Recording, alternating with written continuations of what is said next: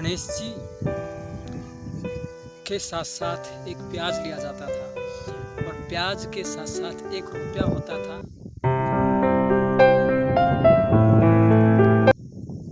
बाजरे की फसल पुराने ज़माने में कैसी बोई जाती थी? ज़्यादा बोने के लिए घर का ही बाजरा होता और पहले एक घड़ा लेते थे, खेत को खाली कर देते। अब जो बाजरा बोया है ये ऐसे नहीं बोया। खेत खाली करने के लिए सारे कांटे कुंटे इकट्ठे किए जाते, जला दिए जाते और भी जो कूड़ा करकट था उसको हटा दिया जाता था। लेकिन और पूरे घड़े में बाजरे के बीज को डालते और उसमें एक मिट्टी का ढेला होता था। मिट्टी का ढेले को लेते यानी कि उसका गणेश जी बनाते थे और गणेश जी बना के उसमें मोड़ी और चावल से लगाए जाते और चावल गणेश जी के साथ साथ एक प्याज लिया जाता था और प्याज के साथ साथ 1 रुपया होता था, जो सिक्का होता है, सिक्का डाला जाता था।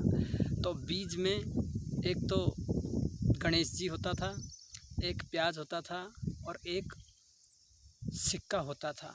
तीनों को डाल करके और फिर उस घड़े से ही पूरे खेत में बीज छिटका जाता था और ऊंट बैल से बुवाई की जाती थी। ट्रैक्टर भी आ गया, उसके बावजूद भी वही बुवाई का नतीजा चला। हाइब्रिड बाजरा आया तो उसके बावजूद 2-4 साल तक वही प्रक्रिया पुराने ज़माने की चलती गई। लेकिन समय बदलता गया और फिर धीरे धीरे लोगों ने ये परंपरा ख़त्म कर दी। यानी कि जो घड़ा है उस घड़ा गणेश जी और प्याज प्लस में रुपया वाला जो चलता था सिस्टम एक परंपरागत तरीके से बोने का, वो धीरे धीरे ख़त्म हो गया। जब घड़े को हटा दिया गया तो गणेश जी भी हट गया और गणेश जी भी हट गया तो साथ में प्याज और रुपया भी हटा दिया गया। आज बीज बोने की परंपरा सिर्फ और सिर्फ दुकान तक सीमित हो गई। दुकान से बाजरे की थैली लेकर आए और बीज छिटक दिया और ट्रैक्टर चलवा दिया। देखा जाए तो वो एक परंपरागत तरीका, एक आस्थावान होता था। बीज बोने के बाद में शाम को किसी प्रकार का भोजन नहीं किया जाता था। भोजन वही होता था जो दलिया था।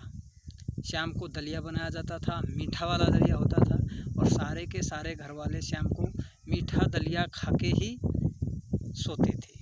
किसी प्रकार का कोई रोटी या फिर दलिया खट्टा वाला वो नहीं खाते थे, मीठा दलिया खाया जाता था और भगवान से यही अरदास की जाती थी कि हमारा जो खेत बोया है वो अच्छी पैदावार हो, अच्छी बरखा हो, अच्छी बारिश हो और अच्छा अनाज प्राप्त हो, हमारे पशु हैं वो अच्छे हों। नमस्कार दोस्तों, दूसरे ब्लॉग में हम फिर मिलेंगे। जब तक खुश रहें, सभी सही रहें, सलामत रहें। धन्यवाद।